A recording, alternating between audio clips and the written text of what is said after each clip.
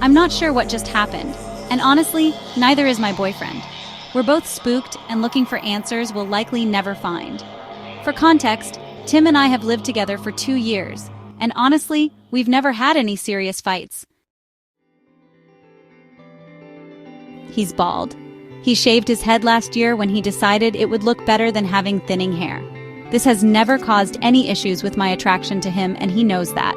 He works a job that sometimes has him leaving town for short stretches of time. Normally, he's gone for just a few nights and will tell me if plans change and he's staying later or coming home earlier than expected. And finally, he's incredibly kind. Our arguments don't end in raised voices and definitely don't end in name-calling or abuse. I've been belittled and verbally abused by past partners, so I know a bad man when I see one. He isn't one. At the end of last week, Tim left for one of his work trips and said he would be gone until Tuesday morning. I dropped him off at the airport on Friday evening and began my weekend alone with our 2 cats. He didn't call me at all while he was gone. This was unusual, but I figured he must be busy, so I brushed it off. He had sent me a just-landed text later on Friday, which was good enough for me. I woke up on Monday morning to a freezing house. It's currently about 80 to 90 degrees Fahrenheit every day where I live, and I never keep the AC too cold for my comfort. When I checked the temperature, it showed the same number it always does, despite the air around me feeling frigid. The cats were cuddled together on the couch under our throw blanket. As I was deciding whether or not to simply turn up the room temperature, the front door opened and my boyfriend shuffled in. "Hi," I greeted him, confused but excited to see him. I was sure I hadn't gotten a coming home today text from him, but I could have missed it. As surprised as I was by his early return, I was more puzzled by the beanie on his head. Who wears a beanie in July? And why had I never seen him wear this dark blue one before? Tim said nothing, just aggressively threw his duffel bag down right at my feet and then shuffled down the hall to our bedroom. I followed him and asked him how his trip went. He just grunted in response and slammed the bedroom door. Immediately, the worst assumptions started running through my mind. Maybe he'd lost his job. Maybe he, for some totally out-of-the-blue reason, assumed I had done something to break his trust while he was gone. I knocked on the bedroom door. "Can we talk?" I asked sheepishly. Tim opened the door and just stood there staring at me menacingly. "You were supposed to call me and you didn't," he said, with a coldness in his voice I had never heard before. He hadn't asked me to call him. And as I've said before, normally he's the one who calls me throughout these trips. "I mean, I'm sorry, but..." I started to reply. Tim pushed past me, stomped over to the living room couch, threw his beanie across the room, and sat down, crossing his arms over his chest. That's when I noticed he had hair again. Not just a tiny bit of fuzz like he was due for a shave, but didn't get around to it.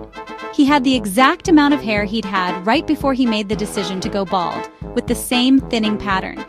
The entire house was still very cold, but the air immediately around Tim felt especially frigid.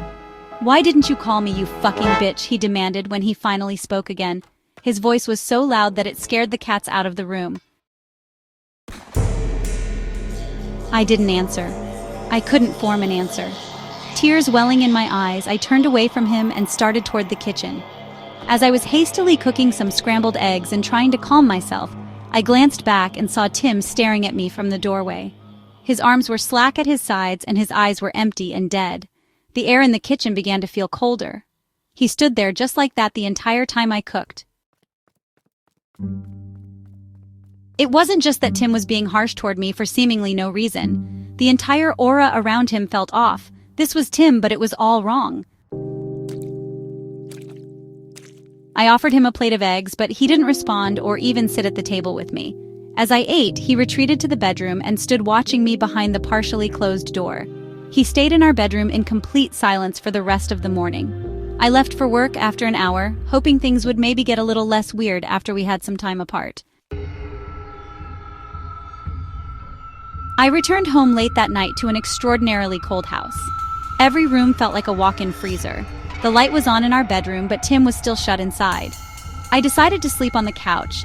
though Tim's presence still creeped me out even from behind that closed door. But when I woke up the next morning, the light was off in our bedroom and Tim was gone. Normally he would take a day off of work after traveling, so I hadn't expected him to be at work that morning. The temperature in the house felt normal again. I reached for my phone and saw a text from Tim. "Just landed," it said. It was sent an hour ago.